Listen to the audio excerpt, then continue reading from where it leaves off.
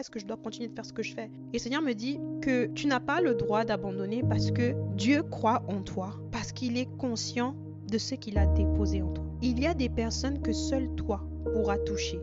Il y a des personnes que seul toi pourras impacter. Il y a des gens que moi je ne pourrai jamais toucher, même si je parle le plus beau français du monde. Mais parce que Dieu t'a donné une vision, parce que Dieu t'a placé dans cet hôpital, parce que Dieu t'a placé dans cette fac, parce que Dieu t'a placé dans cette promotion, ça veut dire que tu as le mandat nécessaire pour pouvoir impacter les personnes autour de toi. Et là, je vais vraiment parler de manière très ciblée. Ce podcast, il va peut-être pas toucher beaucoup de personnes, il va peut-être pas toucher tout le monde, mais c'est pour des personnes qui sont dans une saison où elles sont en train de soit être dans une forme de transition, soit elles ont beaucoup de choses à gérer, soit Dieu leur a donné un projet, mais elles ne savent pas comment gérer ce que Dieu a mis entre leurs mains. Dieu te dit ceci, il croit en toi. Pourquoi est-ce qu'on doit toujours attendre que les autres valident ce que nous sommes en train de faire pour que nous puissions croire que ce que nous faisons a de l'impact? Vous savez qu'on peut toucher une personne par ce que Dieu nous demande de faire, et cette personne est un instrument qui va bénir des milliers de vies. Tout ce que Dieu attend de toi et de moi, c'est l'obéissance. Au moment où je disais à Dieu, Seigneur, j'ai envie d'arrêter ce podcast parce que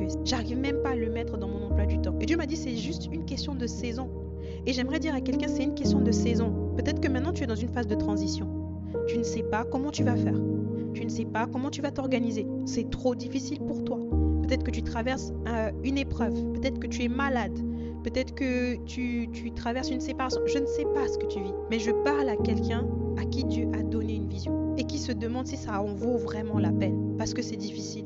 Parce que ça ne produit pas encore de fruits. En avril, on a eu le HNR Live sur le thème Dieu veut ton cœur. Et je vous assure que avant de faire ce live-là, de créer cette conférence-là, je disais à Dieu, Seigneur, mais pourquoi j'ai toujours dans mon cœur ce désir de mettre en contact des gens avec des personnes qui peuvent témoigner pour dire que Dieu a fait ça pour moi, donc il peut le faire pour toi. Pourquoi j'ai toujours ça?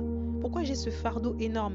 Et Dieu me disait que c'est parce que il y a des vies qui sont en jeu en fait. Et Dieu cherche des personnes qui sont disposées à faire son œuvre, à être des canaux de bénédiction. La vie que nous menons n'est pas une vie dans laquelle Dieu nous a mis là pour que nous puissions être selfish et penser qu'à nous-mêmes.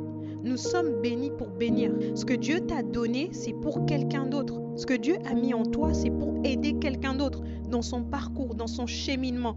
Et si on arrive à penser comme ça, je vous assure que vraiment, il y aura tellement d'impact dans la vie de tellement de gens.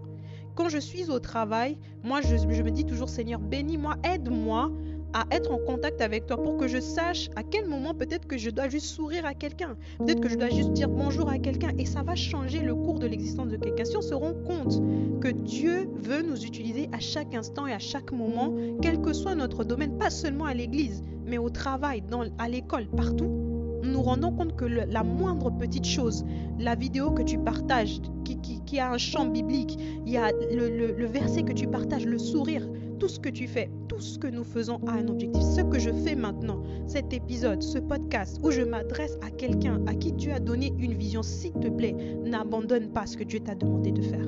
N'abandonne pas.